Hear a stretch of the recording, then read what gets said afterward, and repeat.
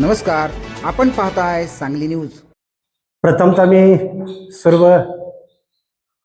पत्रकारांचं स्वागत करतो, अभिनंदन करतो. आणि आजची पत्रकार परिषद अशा अर्थानं आहे की काही महाशयांनी 2 दिवसापूर्वी सदाशिवराव हनुमंतराव पाटील आणि देवांग समाजाच्या प्रमुख कार्यकर्त्यांच्यावर, नेत्यांच्यावर काही बिनबुडाचे आरोप केलेले आहेत. प्रथमतः हा जो आप्पा कोण म्हणतं देव जाणे, तो आप्पा नाही, तो गप्पा मारणारा आप्पा आहे. म्हणजे त्यांनी आजपर्यंत लोकाभिमुख एखादा कार्यक्रम स्वतःच्या खर्चानं, स्वतःच्या हिमतीतून केलाय असा एकही कार्यक्रम झालेला नाही. खरं म्हणजे त्यांचा पूर्व इतिहास जर पाहिला तर एक टेलर असणारा माणूस या सिस्टीमपर्यंत येतो कसा, ही प्रक्रिया राबवतो कसा, खरं म्हणजे ही संशोधनाचा भाग आहे. खरं म्हणजे ह्याच्यामध्ये आता हा संशोधनाचा भाग आम्ही बी उलगडलेला आहे की देवस्थानच्या जमिनी विकून त्यांना मूलबाळ नसल्यामुळं त्यांना तिची जास्त भावना निर्माण झाली आहे. मूलबाळ जर असतं तर त्यांनी कुणाला चहा सुद्धा पाजला नसता, असं माझं व्यक्तीचं मत आहे. आणि म्हणून त्यांनी हे वेगळं रूपानं आपण कोणतरी आहे आणि मानाच्या मोठेपणासाठी खरं म्हणजे देवांग समाजामध्ये त्यांना स्थान नाही. ॲक्च्युली परिस्थिती देवांग समाजाचे जे नेते आहेत ते वेगळे आहेत आणि हे नेते मी एक वेगळा आहे असा दाखवण्याचा त्यांचा भास असतो. खरं मी त्यांचा पहिल्यांदा निषेध करतो. त्यांनी भाऊवर खरं म्हणजे बोलायला नाही पाहिजे होतं की 16ला त्यांचा अर्ज बाद झाल्यानंतर सदाशिवराव भाऊ पाटलांनी पहिल्यांदा त्यांना कॉप्ट म्हणून त्यांची बाजू घेतली आणि त्यांना 16ला कॉप्ट घेतलं होतं. खरं म्हणजे हा उपकार त्यांनी विसरायला नाही पाहिजे. खरं म्हणजे त्यांच्या सहीचा अर्ज त्यांचा बाद झाला, नॉमिनेशनला त्यांचा अर्ज बाद झाल्यानंतर ते सुद्धा भाऊंनी त्यांना कॉप्ट घेतलं. खरं म्हणजे त्याचा त्यांनी विचार केला पाहिजे होता. हे करत असताना आपली लेवल काय, आपण हाय कोण, जर तुमच्या डोक्यात जर भूत बसलं असेल तर ते प्रथमतः काढावं. का काढावं तर तुम्हाला परमेश्वरानं, तुम्ही भाजपचं जे काम करता, तुम्ही भाजपचं काम तुमच्या आयुष्यात केलेलं नाही. कारण का अनेक वेळा भाजपमध्ये तुम्ही काम केल्यापासून आज अखेर भाजपनं कोणतीही निवडणूक लढवलेली नव्हती.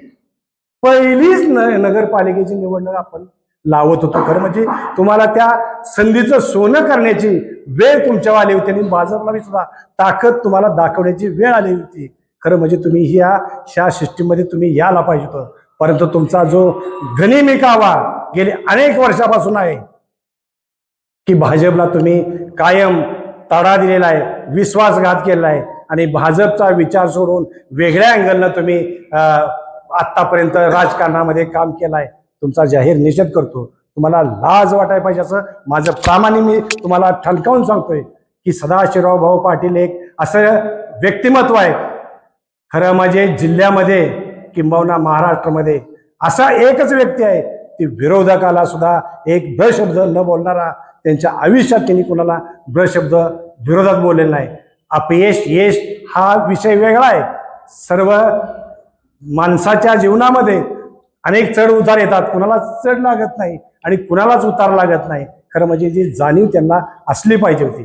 खरं म्हणजे पहिल्या दिवसापासून, इलेक्शन डिक्लेअर झालेल्या पहिल्या दिवसापासून अनिल बाबरची मंडळी नगराध्यक्ष करायचा असा एकच विचार सदाशिवराव हनुमंतराव पाटलांच्या विचारात होता.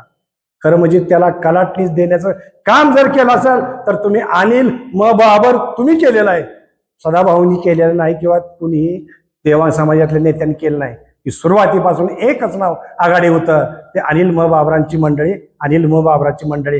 याचं भान तुम्हाला असणं गरजेचं आहे. म्हणून माझी विनंती आहे, तुम्ही दुसऱ्यावर ज्यावेळी 1 वोट करता त्यावेळी 4 वोट तुमच्याकडे असली पाहिजेत. खरं म्हणजे देवांग समाजात किरण तारडेकर असतील, विपुल असतील, या बाबुराव मेहत्रे असतील, ही अहोरात्र म्हणजे माझ्या 20 ते 30 वर्षाच्या अनुभवात राजकारणात समाजसेवेमध्ये आहेत. यांच्याबद्दल समाजामध्ये एकही तक्रार झालेली नाही. एका प्रकरणामध्ये अनिल बाबर तुम्हाला सुभाष भिंगारदेवेंनी वाचवला आहे. रिक्षा स्टॉपला तुम्ही एका रिक्षाची काच फोडली असताना तुम्हाला मी वाचवलेला आहे. श्रीरंग पवारांनी तुमच्यावर अटॅक केला त्यावेळी सुद्धा सुभाष भिंगारदेवेंनी तुम्हाला वाचवलेला आहे. जर तुम्हालाही भान असलं पाहिजे आणि तुमच्या समाजाचे जे तुम्ही जे आव आणलेला आहे, हा बुरका तुमचा फाटलेला आहे. तुम्हाला करायचं होतं एक, खरं म्हणजे तुम्हाला एक उपमा मला द्यायची आहे की तुम्ही एक प्रकारचा कोल्याची भूमिका तुम्ही बजावलेली आहे. कारण शेपूट दाखवायचं एकीकडं आणि जायचं एकीकडं, हा फक्त कोलाच करू शकतो. आणि ही कोल्याची भूमिका तुम्ही कालच्या नगरपालिकेच्या इलेक्शनला पार पाडली असं माझं ठाम मत आहे. आणि म्हणून इथून पुढच्या काळामध्ये जर सदाभाऊंच्यावर एक जर आरोप आणि वैभवदादांच्यावर एक जर आरोप केला तर जशाच तशाच उत्तर दिलं जाईल. त्या कोपाड्यात बसून माप काढायचे नाही ते कोणाचे. आपल्या नशिबानं काय आलंय ते भोगायचं. आपल्या नशिबाचा भाग दुसऱ्या खापर त्याचं फोडू नये ही एक तुम्हाला कळकळीची विनंती आहे आणि तुम्हाला कळकळीचा सल्लाही माझा. सांगली न्यूजसाठी विद्याधर कुलकर्णी, विटा.